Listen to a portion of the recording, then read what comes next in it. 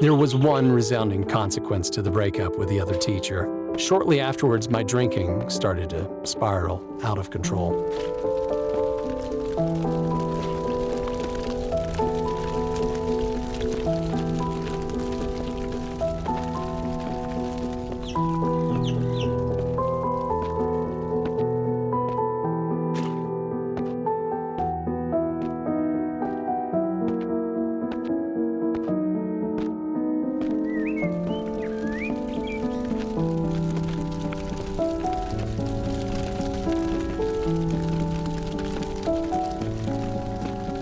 Perhaps it shouldn't have come as a surprise. My father had been something of a drinker when I was young, though he did manage to reduce his intake by the time I left home, thanks to the numerous threats of divorce from my mother. The irony wasn't lost on me. My father partially conquered his alcoholism to keep a woman in his life, while losing 2 women in my own only drew me closer to the demon drink.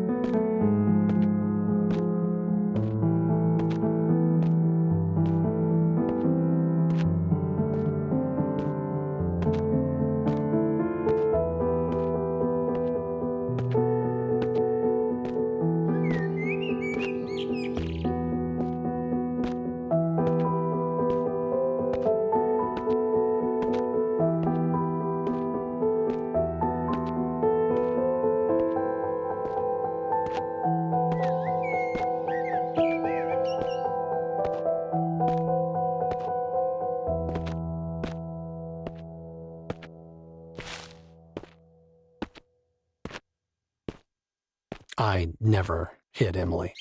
Not before the drink and not after. It just didn't affect me that way.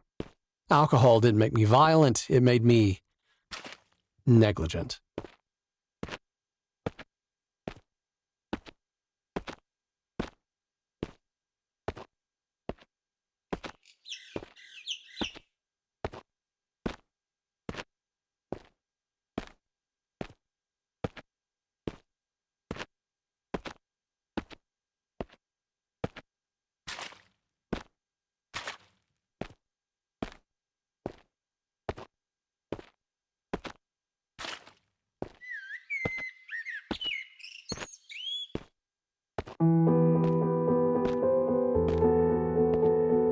Which isn't to say that I wasn't known for my occasional bouts of verbal aggression. That much I can't deny, and I probably raised my voice to Emily more often than I should have. I certainly recall at least one occasion when I reduced her to tears, and there were probably other occasions that I simply can't remember. But I never hurt her physically. That much I'm certain of. That just wasn't who I was or who I am today. I might be a weak man, but I'm not a total coward.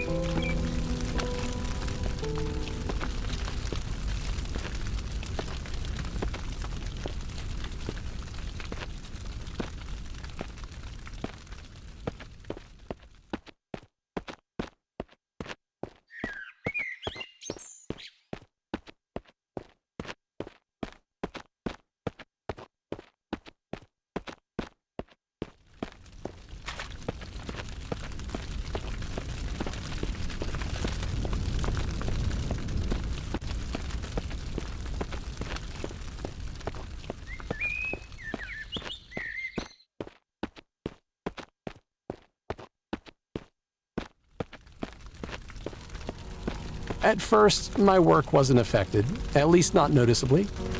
As the months progressed, however, I found myself substituting the water in my plastic bottle for vodka. Only sometimes on especially hard days, and only a partially full bottle. No one ever knew, of course, that though my work performance was questioned on one or two occasions. That said, my job was never in threat, at least for the first year or so. Then came the day of a certain small incident, and well,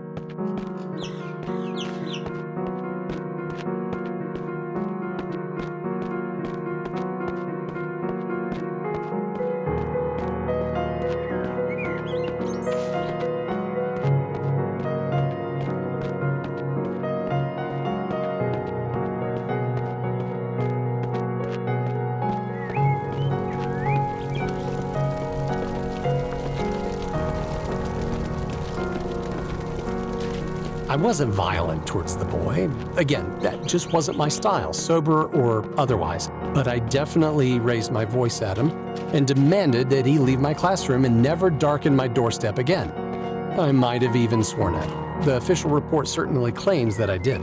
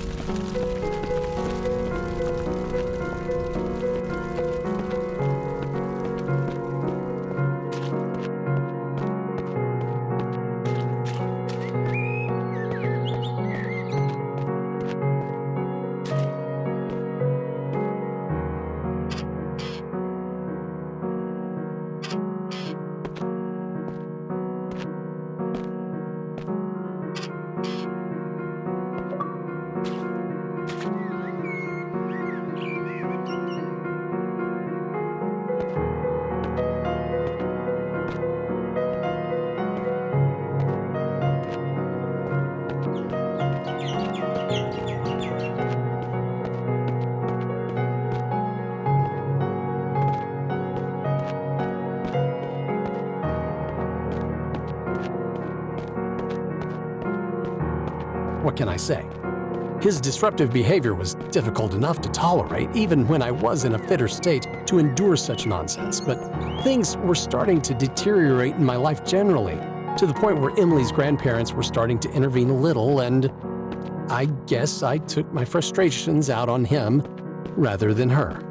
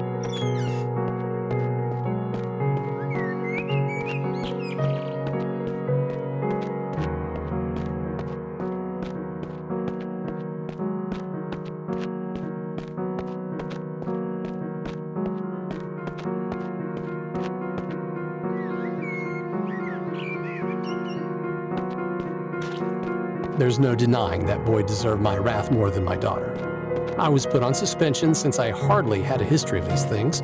I'd been a good worker up to that point. I honestly had. Go sort yourself out, they said. I had every intention of doing just that.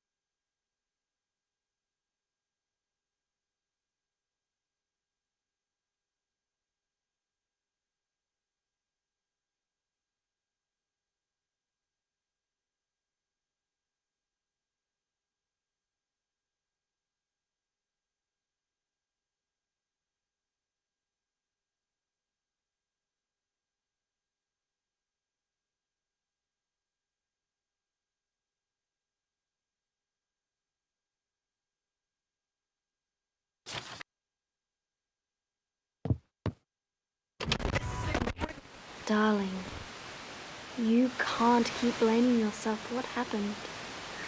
Not to me, and me.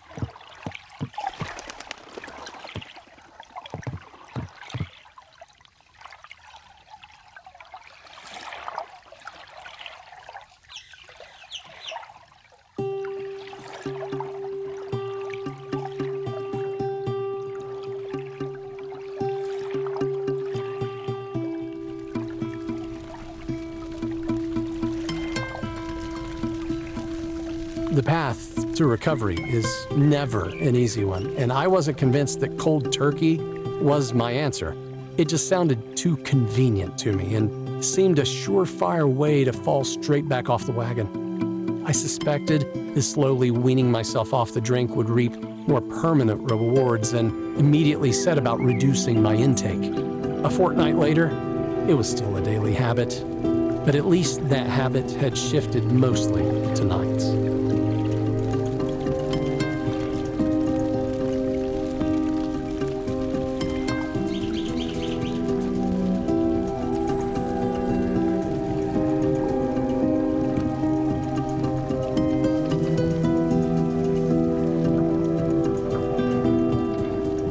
After talking Emily's grandparents around, convincing them this was the first step on my road to recovery, I soon organized a trip to one of our favorite beaches, a retreat we'd been to a couple of times before. It would be a week's trip during her school holidays away from the stresses of both of our lives. Emily was happy, especially after I explained to her that this was Daddy's chance to get better. At the very least, that was the plan.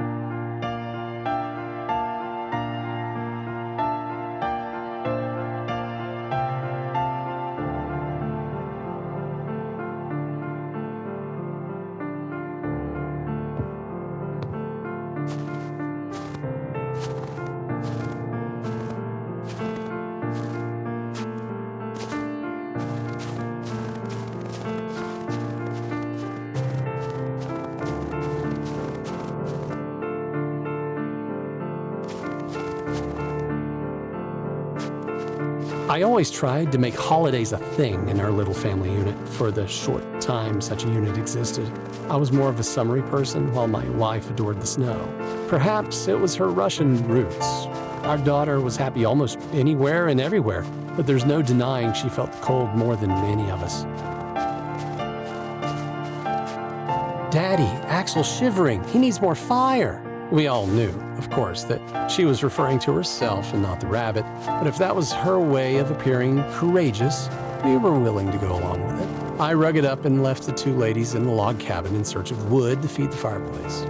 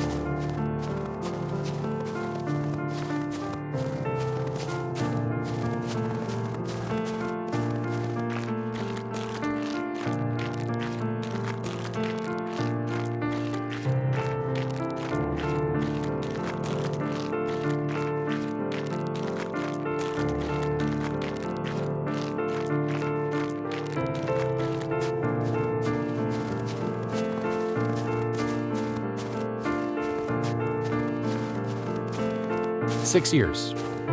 That's all the time we had together, all three of us. All the time that Emily had to get to know her mother. "Daddy, when will Mommy be coming home?" she asked the day after Cassandra died. I opened my mouth to answer, but all that came from my throat was an impotent choking sound. Tears were quick to follow. Emily, brave little soul that she was, did her best to console me.